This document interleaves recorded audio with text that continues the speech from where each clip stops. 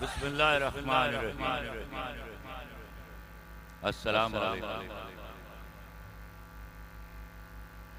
آج میں بابا جی کی محبتوں کا قرض چکانے آیا ہوں۔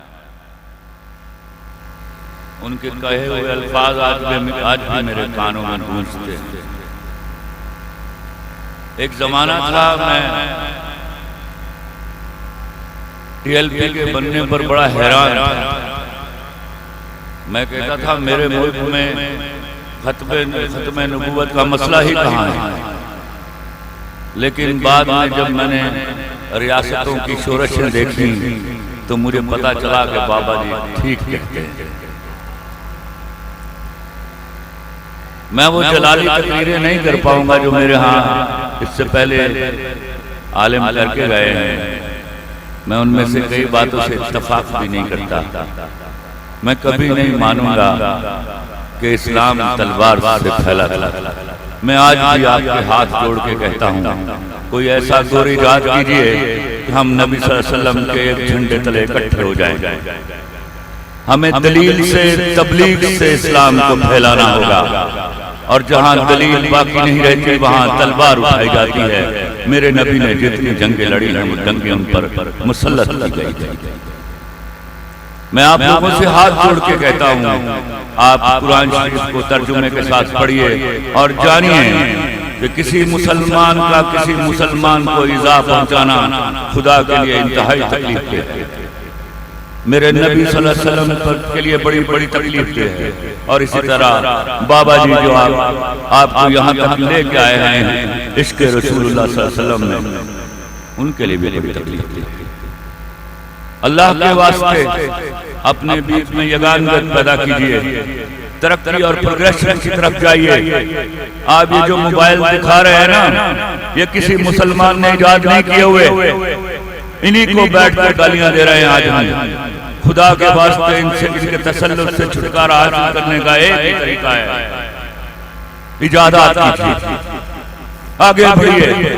بھکاریوں نے نہ کبھی کوئی چیز ایجاد کی ہے، نہ کبھی کوئی انوویشن کی ہے، نہ انہوں نے کبھی قوموں اور امتوں کو کوئی فائدہ دیا ہے۔ اللہ اور اللہ کے رسول کے ماننے والے ہو، ختم نبوت کے ماننے والے ہو، تو میں آپ کو اچھی طرح سمجھا دوں یہ بات۔ بابا جی ایک پروگریسو آدمی تھے۔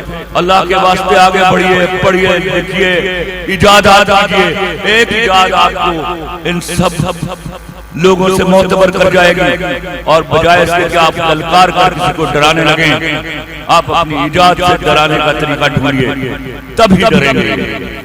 میں آپ سے اجازت دوں گا۔ اللہ بابا جی کو جنتوں میں اعلیٰ مقام عطا کرے، اور ہم لوگوں کو یہ ان کے فیض سے رسول عشق میں اپنی جان قربان کرنے کی ہمت دے۔ السلام علیکم۔ اما بعد، فاعوذ باللہ من الشیطان الرجیم، بسم اللہ الرحمن الرحیم۔ ورفعنا لک ذکرک، صدق اللہ العظیم وصدق رسولہ النبی الامین الکریم۔ ان اللہ وملائکتہ یصلون علی النبی یا ایھا الذین آمنوا صلوا علیہ وسلموا تسلیما۔ الصلاۃ والسلام علیک یا سیدی یا رسول اللہ وعلی آلک واصحابک یا خاتم النبیین۔ آپ تمام حضرات حضور علیہ السلام کے غلام،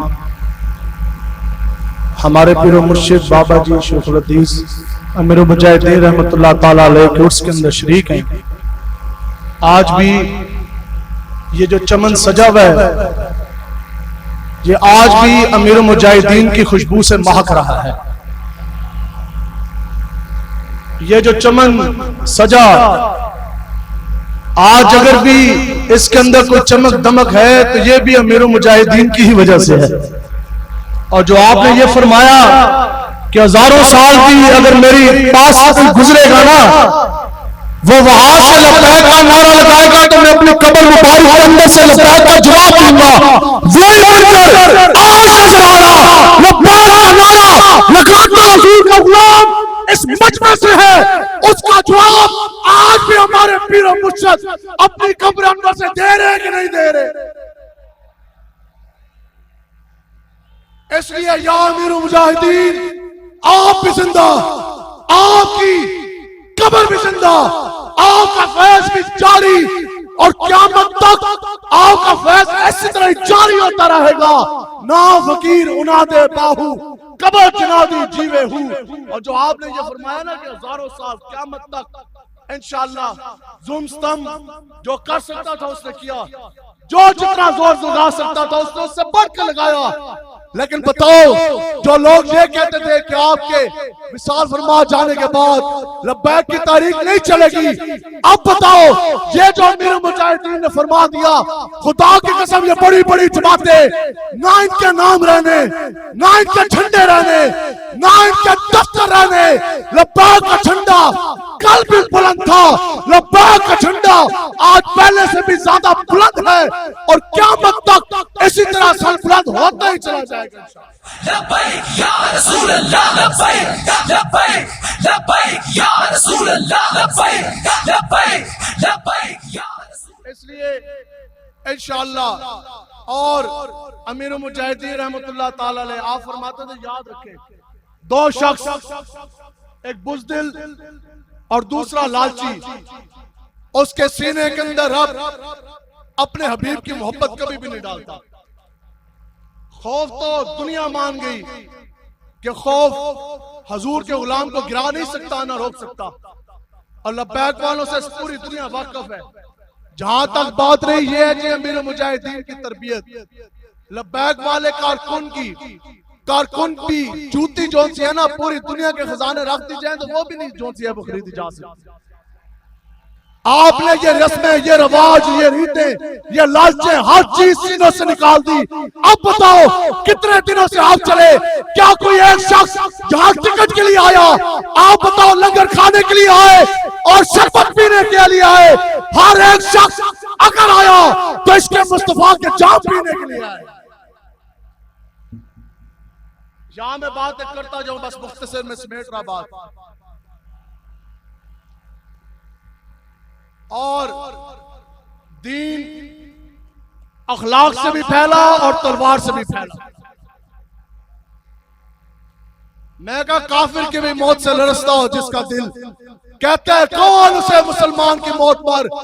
آقا و مولا حضور علیہ السلام نبی المراحم، جنگوں والے نبی ہمارے حضور ہیں، اس کائنات کے سب سے دلیر ہستی، بلکہ کائنات کے چار لوگوں نے جن سے دلیری لی وہ بھی آقا و مولا حضور کا۔ اخلاق کا بھی کوئی مثال کوئی نہیں، حضور کی تلوار بھی بے مثال، سب سے بڑے جنگوں لڑنے والے اور دین کو تخت پر اپنی تلوار سے لانے والے۔ یہ دین اخلاق سے بھی پھیلا، حضور کی تلوار سے بھی پھیلا۔ تو انشاءاللہ ابھی وہ کہہ رہے تھے کہ ہمارے علامہ سعد حسین رضوی صاحب آپ عاشقوں کے امام ہیں۔